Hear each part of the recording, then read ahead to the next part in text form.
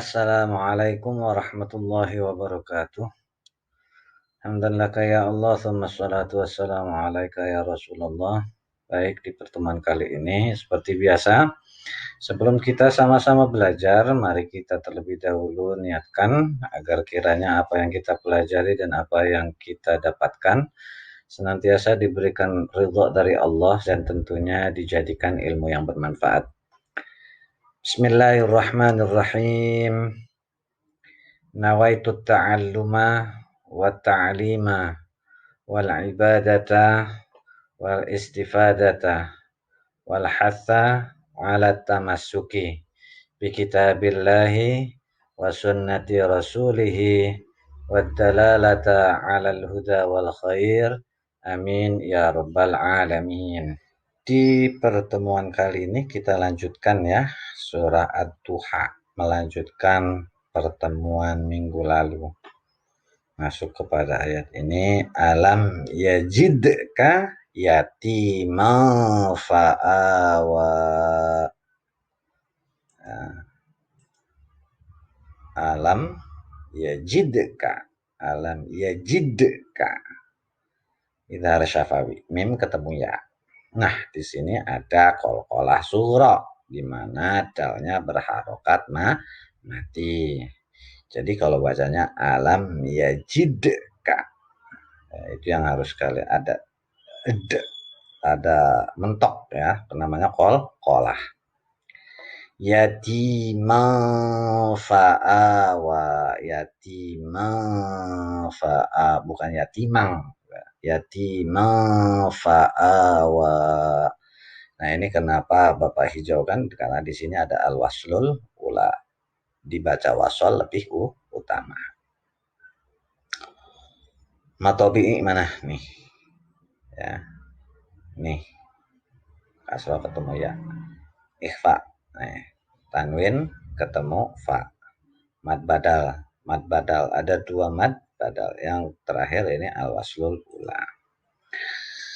Bukankah dia, maksudnya dia di sini adalah Allah ya, bukankah dia mendapatimu, munya di sini maksudnya Nabi Muhammad Shallallahu Alaihi Wasallam sebagai seorang yatim, lalu dia Allah melindungimu, melindungi Rasulullah.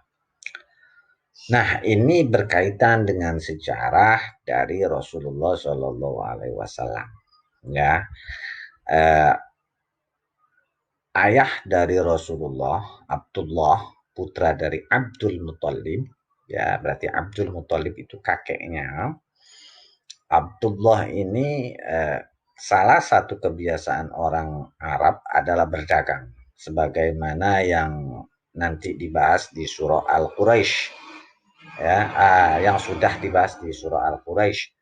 Li'ilafi Quraisy ilafihim rihlatash syita'i wasyaif. Jadi orang Quraisy, Arab Quraisy itu punya kebiasaan melakukan perdagangan dari ketika musim dingin dan musim panas, melakukan perjalanan. Nah, ketika ayah Rasulullah berdagang, saat itu Rasulullah ada di kandungan ibunya, yaitu Aminah binti Wahab. Kalau ayahnya Abdullah bin Abdul Muthalib. Ingat, kalau perempuan binti, kalau laki-laki bin ya, itu maksudnya anak. Nah, anak laki-laki bin, kalau perempuan binti. Bukan ada pemahaman kalau pakai bin dan binti berarti orangnya meninggal. Enggak.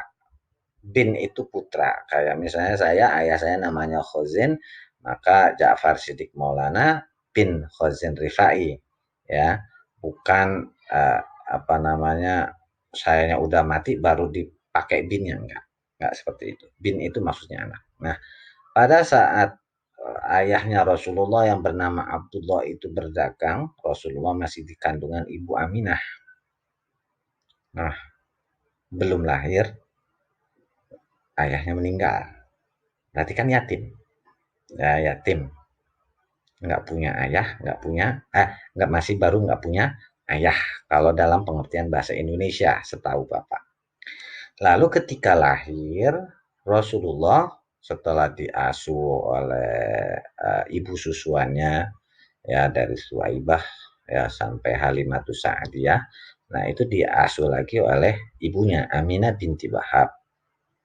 Lalu ketika diajak ke Madinah, ke kotanya apa waktu itu masih Yathrib ya, masih Yathrib, itu pas saat pulang ibunya Aminah itu meninggal di desa Abwa.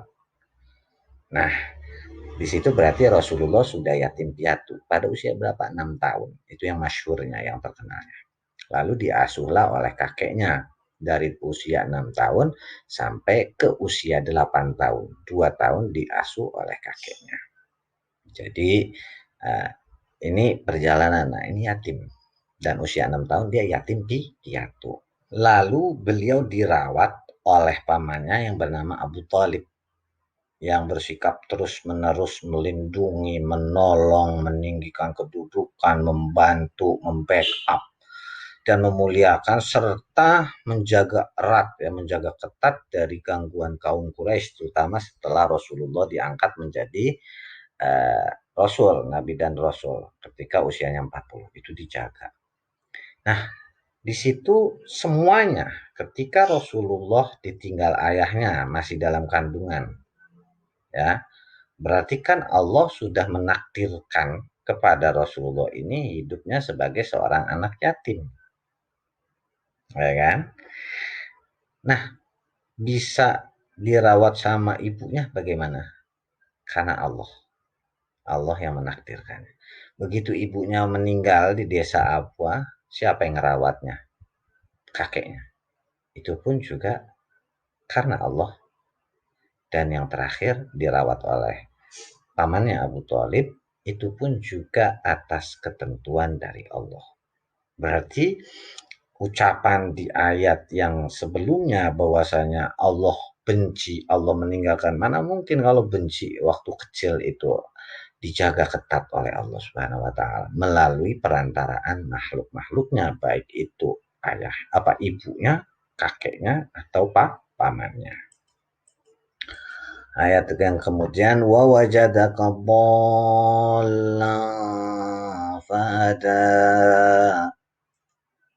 wa wajadaka dhallan fahada, wa wajadaka dhallan fahada. Ha ya, ha. Nah, ini mad lazim musaqqal kilmi mana nih? Ada mad tabi'i di depannya ada huruf berharokat tasydid seperti waladhdallin, itu sama seperti itu.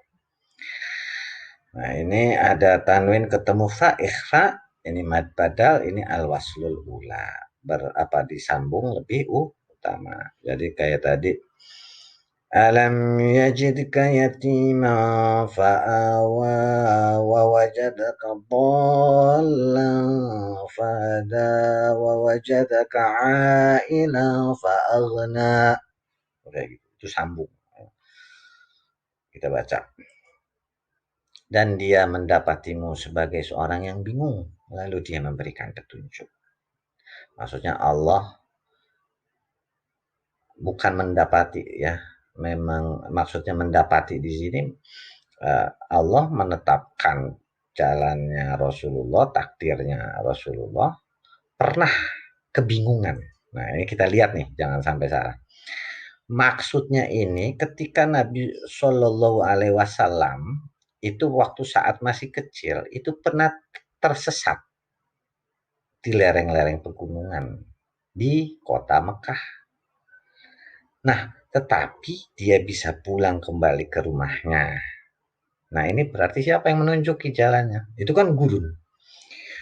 Banyak orang yang tewas di gurun karena dehidrasi, nggak ada air, nggak ada makanan, panas juga, tersesat. Itu biasanya dehidrasi. Kalian bisa lihat film, ya, yang kayak The Mummy, ya, itu kan di gurun. Itu banyak cerita-cerita, atau kayak film Tintin, ya. Tintin itu juga ada, dia tersesat di padang pasir, yaitu karena dehidrasi, ya udah pingsan, bisa mati kehausan, ya. Tetapi dengan takdirnya Allah, itu dia apa beliau Rasulullah bisa pulang. Ada juga yang berpendapat bahwasanya beliau pernah tersesat bersama pamannya di tengah jalan menuju negeri Syam. Untuk apa? Untuk dagang. Ya. Nah, pada saat itu Rasulullah mengendarai unta betina di malam yang gelap. Nah, datanglah iblis yang menyesatkannya dari jalur jalannya. Disesatin sama iblis. Udah lagi gelap-gelap rombongannya, tiba-tiba ini disesatin. Akhirnya terpisah dari apa kafilah rombongannya tadi. Akhirnya tersesatlah. Nah, datanglah malaikat Jibril pada saat itu belum diangkat menjadi rasul ya. Meniup iblis sehingga terpental jauh sampai ke negeri Habsyah. Lihat betapa jauhnya tiupan malaikat Jibril ya meniup iblis dari Syam sampai mental Habsyah. Habsyah itu berarti daerah Ethiopia kalau nggak salah. Nah, lalu malaikat Jibril waktu itu Rasulullah belum melihat. Karena kalau dari riwayatnya Rasulullah melihat wujud Jibril pada saat pertama kali itu pada saat diturunkannya wahyu yang pertama, Iqra bismi rabbikal ladzi khalaq. Itu wujud Jibril aslinya. Konon dalam beberapa kitab dikatakan wujud asli Jibril itu menjulang tinggi sampai langit, bahkan ada yang bilang telinganya itu bisa nutupin bumi ya. Punya sayap 66.000, ada yang bilang 66.000, wallahu a'lam. Dan menggunakan warna hijau ya. Warna hijau kalau nggak salah itu dalam kitab Jami Ushagir yang pernah Bapak pelajari waktu di pesantren dulu ya.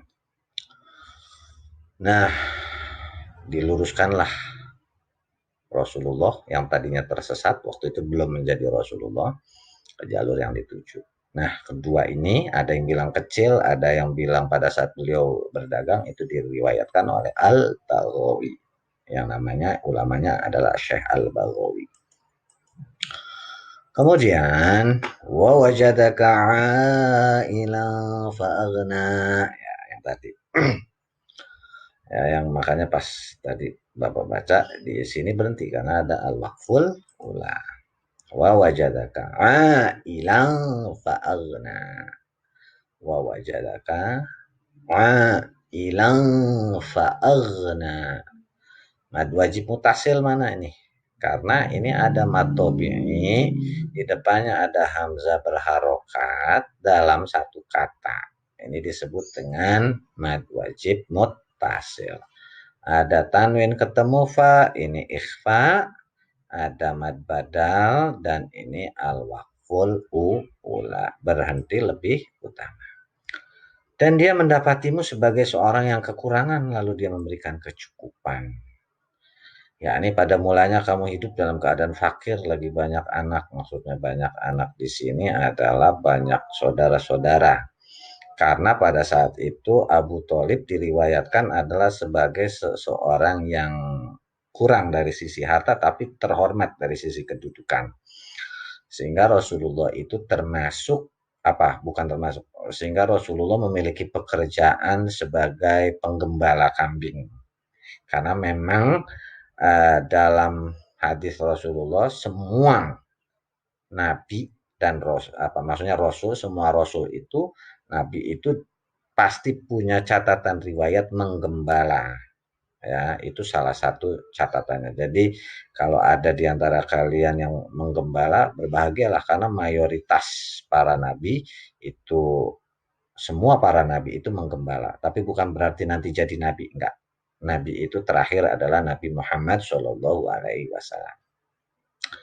Tetapi ketika lagi dalam keadaan susah pada saat dengan pamannya Abu Thalib, Allah senantiasa memberikan kecukupan.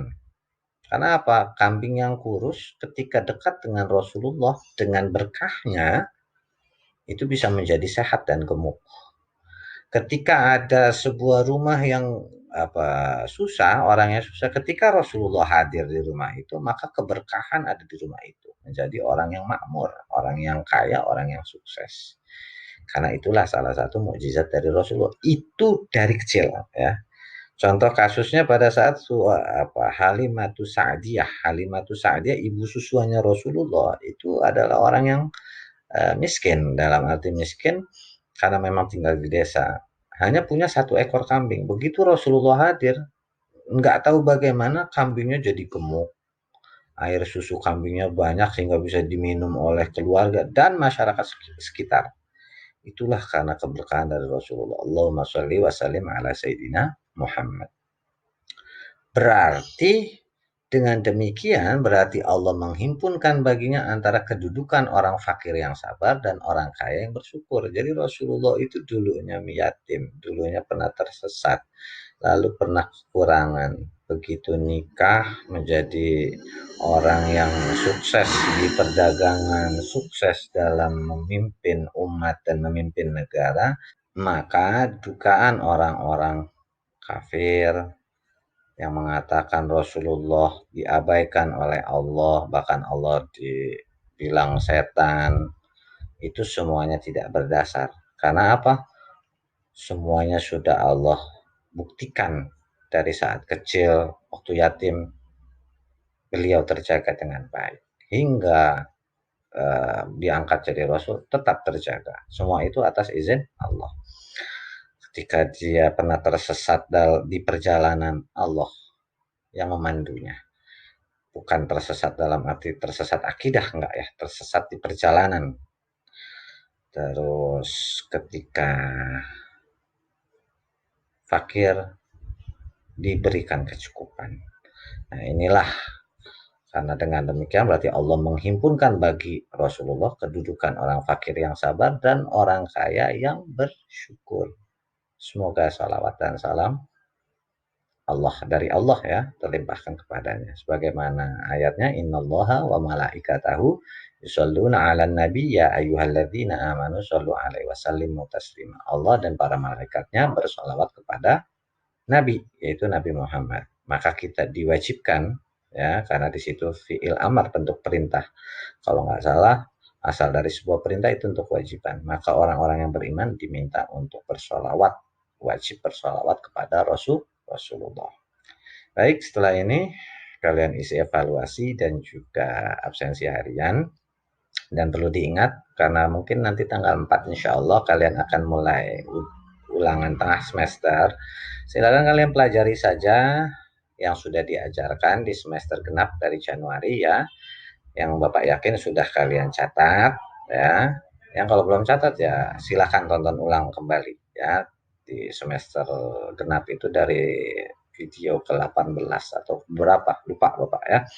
Adapun passwordnya syukur ya, syukur, untuk agar kita senantiasa bersyukur. Demikianlah tadi pertemuan kita pada hari ini, dan seperti biasa diingatkan untuk senantiasa menjaga kesehatan dan mematuhi protokol kesehatan yang telah ditetapkan, serta jangan lupa untuk sholat jujur dan bertanggung jawab, dan jangan lupa berbakti kepada kedua orang tua.